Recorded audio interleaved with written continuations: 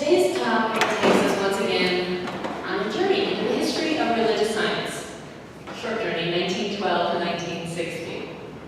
You may recall that a couple of weeks ago, I shared with you some of the key individuals that influenced Ernest Holmes as he compiled research in philosophy, psychology, and the world religions to create what we now know as the science of mind philosophy. Holmes is considered the founder of religious science, one of several religions in the New Thought movement. That was a great reading about the definition of religion. Today we get to look at the man and the organization he started. Holmes compiled the idea of the science of mind philosophy into a textbook.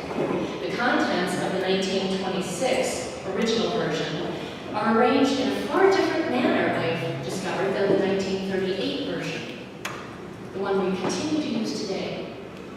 This is important to know, because while the basic ideas and lessons of the science of mind philosophy were presented in a different format, 1926 versus 1938, the content, the words, the ideas, even some of the graphs, are the same.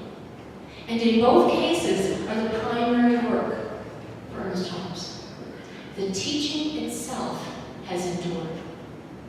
The universal truth that it offers now is as it was then, and probably will be 100 years from now and beyond, because it's based on divine principles which never change. This is important to remember, because while the teaching itself has never been questioned by religious scientists, ministers, practitioners, teachers, leaders, what went on or goes on within the organization of the church, the management part run by humans and human thinking, maybe a little ego here and there, that has changed and will likely continue to do so. Ernest Holmes couldn't stop it then, and it's unlikely that any of today's leaders will be able to stop that type of change. It's part of the new thought, evolution, and the atmosphere that we foster, this constant change and diversity. So how many of you are familiar with the phrase, open at the top? Yeah. Okay, one definition, the one we teach in classes and on Sunday mornings, is that the idea that we keep thinking, our consciousness, we keep expanding it, we're open to possibilities and to change. That we stop limiting ourselves or putting roadblocks in front of us. Being open at the top, and you might picture a funnel, since it's open and coming into your consciousness, is a way of staying connected to the divine presence. It's a way of attracting more good into our lives. More love, more faith, more joy, more health, more money, more whatever. We focus on staying open to opportunities for learning and greater possibilities for living a richer, fuller, more contented life. The second definition, and there may be other interpretations further down the road, but for now, the second definition that I've come to learn has to do with the early history of religious science, the church organization, and specifically with Ernest Holmes. Rather than tell you what that second definition is right now, let's go to the backstory, behind the scenes things that were going on in those early days of the movement, at least the short version of it. The book, Open at the Top, The Life of Ernest Holmes, was written by Dr. Neil Vahl. I hope I was pronouncing that right, V-A-H-L-E. He was a PhD in American history and a biographer who specialized in writing about the lives of people engaged in spiritual practice and the development of human potential. So that was his focus. And he was involved for several years in the New Thought movement, but he was not a member of the United Church for Religious Science or Religious Science International. He really was an outsider, a historical writer who could give an objective viewpoint about the history of religious science, the church, the people involved, including Holmes. Objectivity is important. One of the people Dr. Vahl obtained information from was Dr. Marilyn Armaleo, who was here in June with her workshop about Ernest Holmes, about her life growing up as the daughter of her stepfather, Reginald Armour, who was the assistant and personal friend of Holmes for many years. She shared her perspective about growing up next door to Holmes, and then the other people that were involved in the their lives in the movement. Many of you attended that workshop. Dr. Ball was allowed access to a then unpublished biography of Holmes written in 1975 by Reginald Armour. Dr. Ball was also assisted in the writing of his book through access to people in interviews and materials at the church headquarters. Dr. Ball provides, as described in the foreword of the book, a three-dimensional, colorful portrait of Ernest, a warm, friendly, loving, and lovable human being, a man with rare spiritual insight and a genius for coherently verbalizing his inner perceptions. Ball also presented what took place in regard to the split in church history. There were some who objected to recording such a detailed description of this part of the religious science story, and the business as Holmes described it as a tragic mistake, but one that belonged in the pages of his story. Holmes once told a friend of his, Reverend Dr. Carla, during the last 10 years of Holmes' life, he said, "When I'm gone, if they try to make me a saint, I'll come back and haunt them."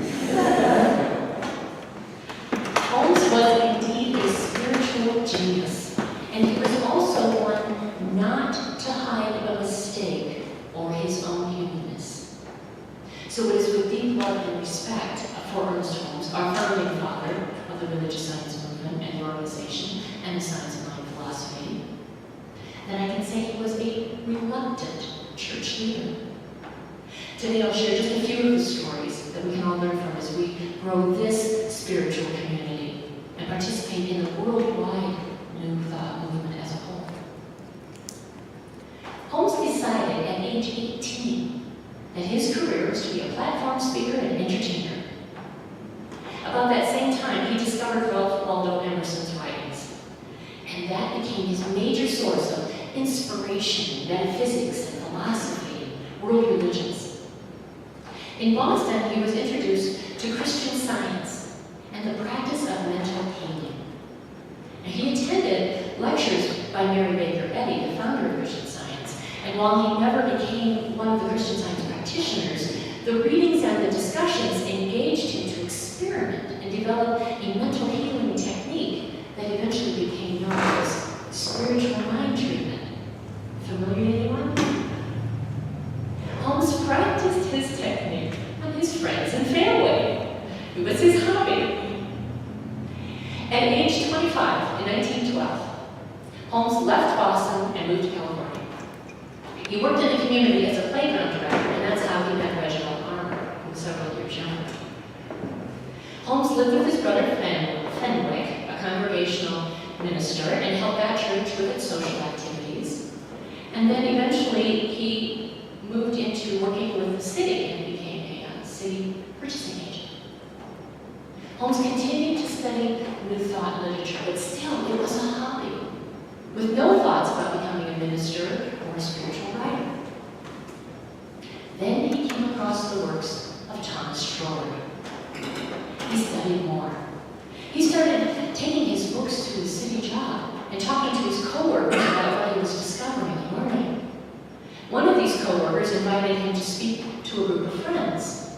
So Holmes began giving a series of lectures on the works of Trollope. That's something that I would do. It's like, okay, let's go talk, but let's also print a whole course along with it. And then he would give spiritual mind treatment to anyone who would ask after the session, so his hobby started to grow. From these small groups, Holmes was invited to speak at the Metaphysical Library in Los Angeles. He started getting so many requests to speak and do spiritual mind treatment that he left his day job, he left the city, and he did full-time work as a metaphysical healer and teacher. The hobby became his profession, and still there was no self-promotion involved. By 1917, 5 years later, and at the age of 30, Holmes was speaking regularly on Sundays to growing crowds in the theaters of LA. He taught classes during the week and worked as a spiritual mind practitioner. He also qualified himself for ordination as a divine science minister, another branch of New Thought. And he started writing. In 1918, he published his first two books, creative mind and creative-minded success. There's little books and they're wonderful. Then at the suggestion of his brother Fenwick, who was now working with Ernest in the metaphysical practice, Holmes left Los Angeles and moved back to the East Coast to lecture in New York and Philadelphia. Between 1918 and 1925, Ernest and Fenwick were back and forth, East Coast to West Coast, lecturing and teaching, sometimes together, sometimes separately. It was during this time that Holmes began writing down the philosophy that was coming together in his mind and that would give fuller meaning to his earlier works. This became the Science of Mind textbook, the first and key text for this philosophy. Finally, in 1925, Ernest and Fenwick went their separate ways. Fenwick stayed on the East Coast, and Holmes returned to speaking in LA. Theaters on Sunday morning, classes during the week, practitioner sessions. He was starting over, but his clientele grew quickly. He had no idea what was coming and how a religious movement would soon surround him. In 1927, he began the monthly magazine that we now know as Science Mind magazine, which has been in continuous publication since day one. In that same year, Holmes established the Institute for Religious Science and School of Philosophy. He began training others to work as spiritual practitioners. The training soon included those who wanted to share the philosophy in other areas, leaders who could replicate the lectures and the teachings. And during the first 20 years of religious science movement, everything seemed to happen easily and spontaneously. Holmes once said, "It was not a planned thing." Holmes continued to study, to learn, to exchange ideas, and was always searching. He wanted to know new insights and invigorating ways to present spiritual information. And so, as a result of the New Thought philosophy of science of mind and Holmes's hunger for more learning, the phrase being open at the top became a part of how both were described, the movement and Holmes. In 1927, at the age of 40, Holmes married for the first and only time to Hazel Foster, a wealthy, well-connected Los Angeles socialite. They had no children of their own, but the students, ministers, and all those that they were connected with on a daily basis became their extended family. Ernest and Hazel were married for 30 years. Hazel was a practitioner, confidant, and advisor to Ernest during all that time, until she made her transition in 1957. Holmes followed in 1960. Now, while Holmes was not an organization wizard, he succeeded in giving his very best until the end. What I have come to see as a formula, the 3 basic things to do in sharing religious science and being successful in sharing. Preach on Sunday, teach the philosophy of science mind classes as often as possible, practice spiritual mind treatment every day. Simple, not easy.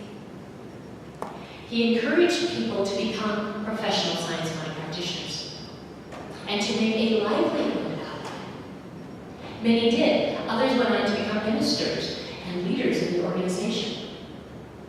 Holmes was the dean of the Institute for 33 years. Through the Science Mind textbook and his other writings, he decided on the curriculum that was used to teach his students and grow the organization. It was said that treatment was his teaching. In fact, Holmes once said, "We are a teaching order and a healing order, rather than a preaching order." It was said that Holmes was not a churchman. He was not seminary trained, and he did not really want a church. He liked lecturing. He liked live performances. That's that entertainer in him that wanted to come out. He liked that better than doing radio and television, both of which he tried for a time and then gave that up too. And it's said that he wrote many books and articles and other materials to support the philosophy of the movement, but he still preferred lecturing, the spoken word, the sermons, and giving classes. He was a gifted, persuasive speaker. When Holmes returned to Los Angeles in 1925, he was starting over. The Sunday crowds at the Ambassador Theater were small at first, 75 people. In a few months, they outgrew it. That theater held 625 people or more for each service. In 1927, they moved to Ebel Theater, which seated 1,295 people. 2 years later, they moved again to the Sola de Oro room at the Biltmore Hotel in downtown LA.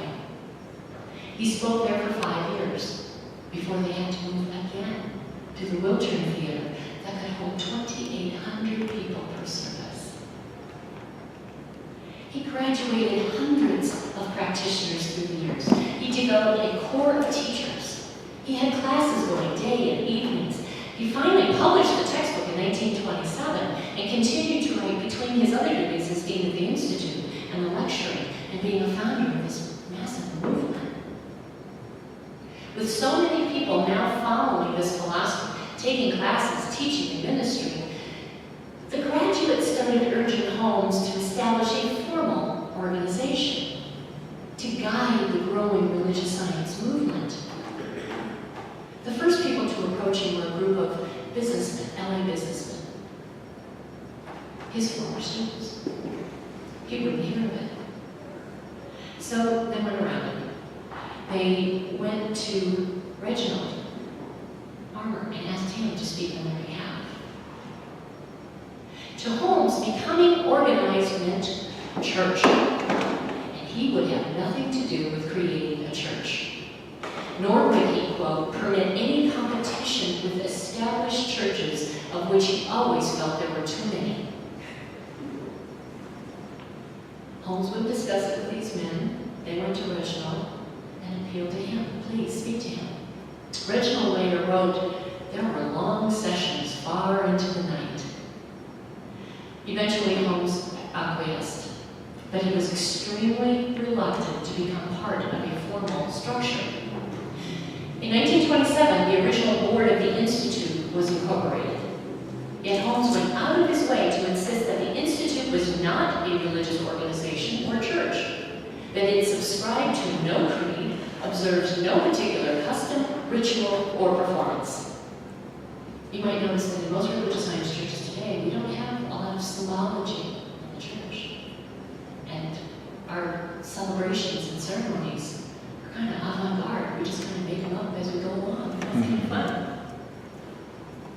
The Institute eventually developed a credentialing program because the students, once they completed the year-long, theirs was only a year, but I think it was more days per week, so, and received their certificate, began calling themselves practitioners of religious science. Holmes expanded the program of the school to philosophical training, to provide persons with education so that they could begin opening centers around the country based on the model of the Institute. But they were called branches or chapters, not churches. In 1939, the branches began to incorporate as separate chapters. They could conduct their own Sunday services, teach courses, own property, and elect their own board of directors. And if the chapter leader had his or her own credentials, they could call themselves a minister. Around the same time, the Institute decided to ordain ministers who had met the educational requirements of the Institute and who were needed as ministers or assistant ministers of the Gospel of Religious Science, as it was then called. But here's the deal. If it looks like a duck, walks like a duck, talks like a duck, it's probably a duck. The people who were participating in these various chapters, taking classes, leading Sunday conferences, because they weren't called services, and giving spiritual mind treatments, naturally began calling their chapters churches. But it took until the early 1940s before Holmes accepted the idea of ministers and churches as a way to perpetuate religious science, and so that it would continue to exist after he was gone.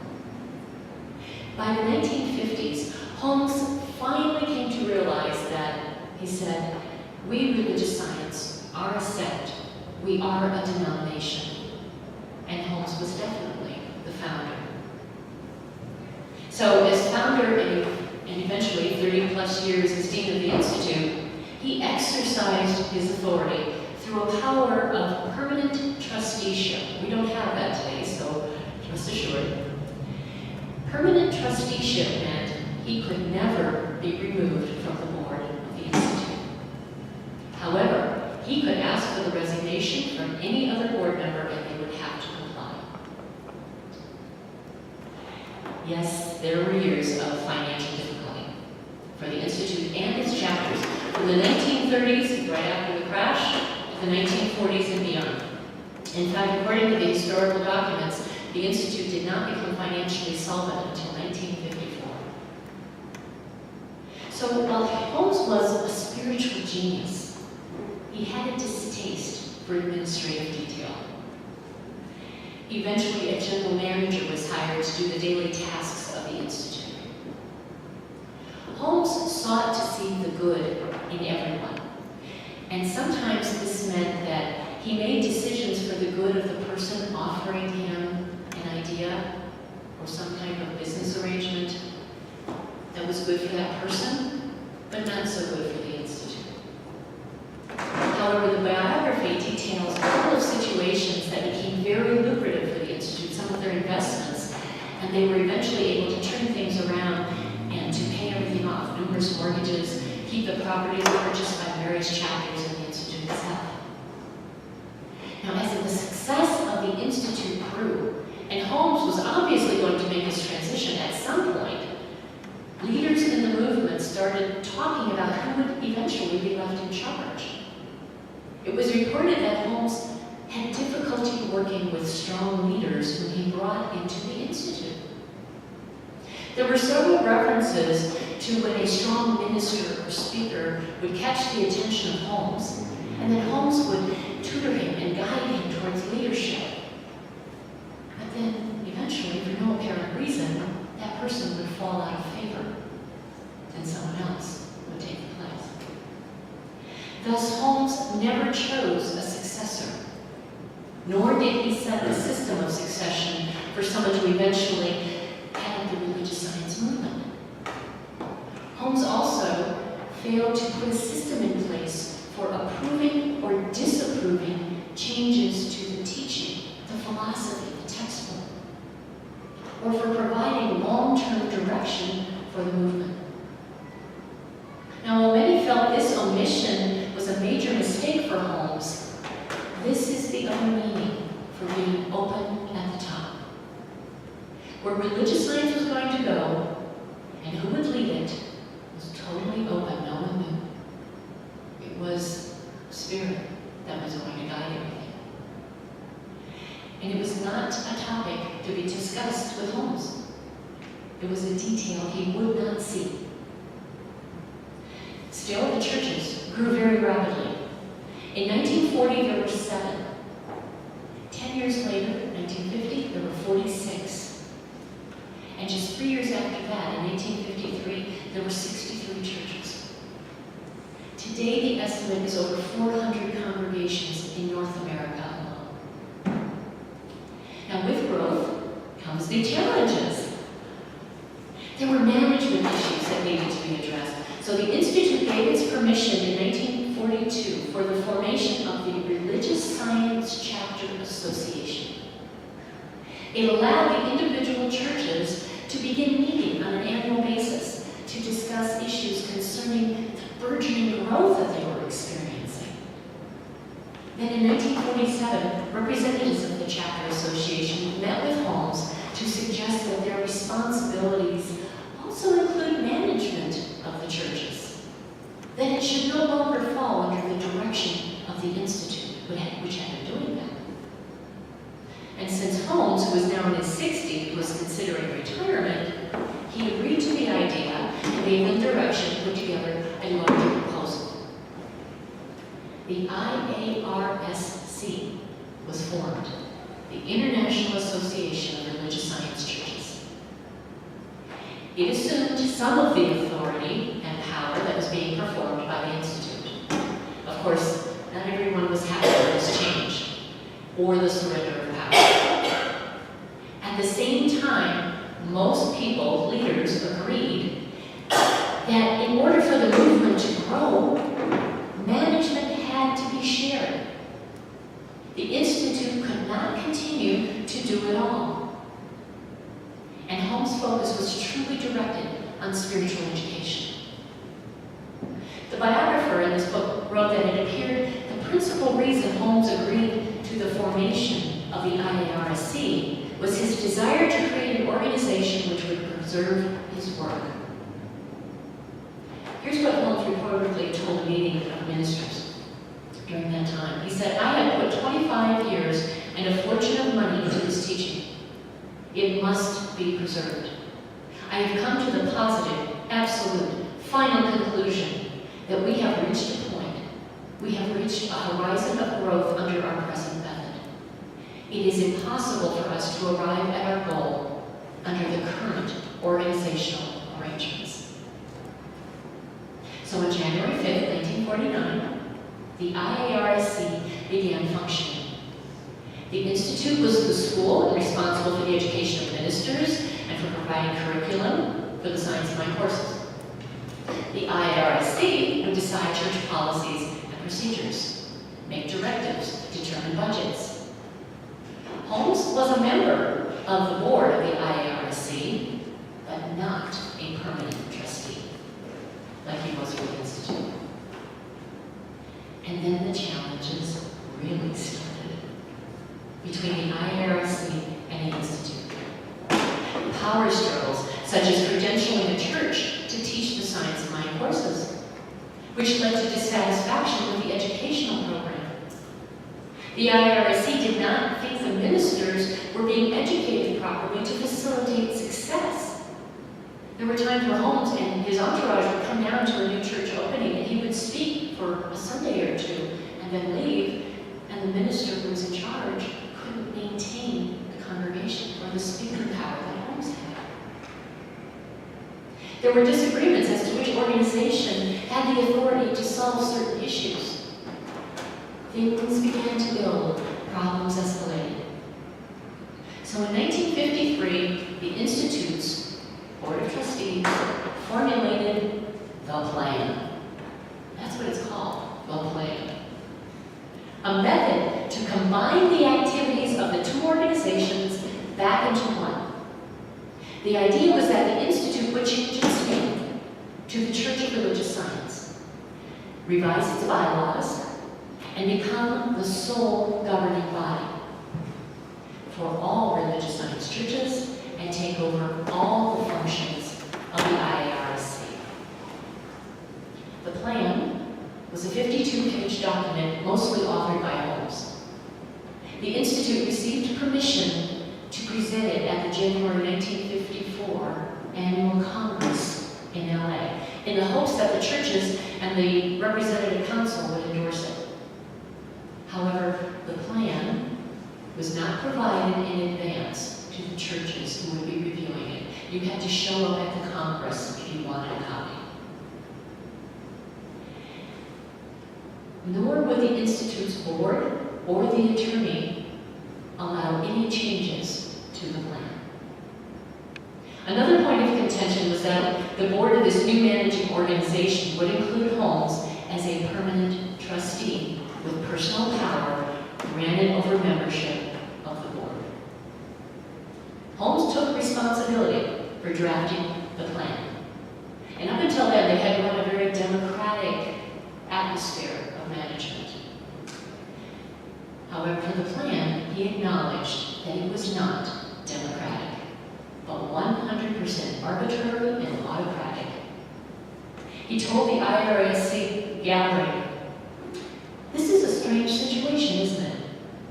Well, I just happen to be a purpose. A person who for 25 years has had only one purpose in mind. And I have known that unless that purpose was accomplished within such ability as I have while I live, then that purpose cannot be clouded by anyone." Holmes had such a passion for this philosophy. He had faith of its need, its necessity in this world.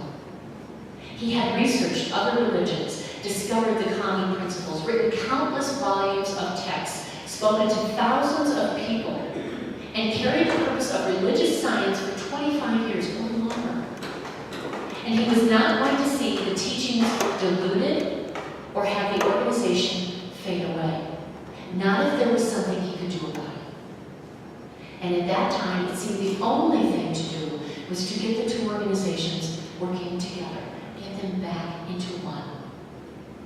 With him as the guiding force for as long as he lived. That was 1954. It didn't work. This meeting became known as the split meeting. The IRSC went one way with several large groups, and the Church of Religious Science followed its path under Holmes' direction with the remaining chapters. Today, after various name changes, we have Centers for Spiritual Living, which includes since 2011 a rejoining with Religious Science International. There is also the Association for Global New Thought, the International New Thought Alliance, the Agape Association of Communities, and the affiliated New Thought Network, of which this church is a member. The thing is, as far as I know, and what I'd like you all to take away from this history lesson, is that all these organizations and their groups and their churches and their classes all teach from the same Science of Mind textbook. We all share the same principle-based philosophy that Ernest Holmes first wrote about and founded in 1926 and 27. That has endured. Truth has endured. And no matter what the circumstances are around us, no matter who the teacher is, or the trustees, or the minister, this beautiful philosophy continues to be shared and continues to attract people to its teachings. There is a place for it in this world. Stay open at the top. Expand your consciousness. Do your best every day. Pray every day, constant contact with the divine. And as far as our human lessons go, take what you like and leave the rest.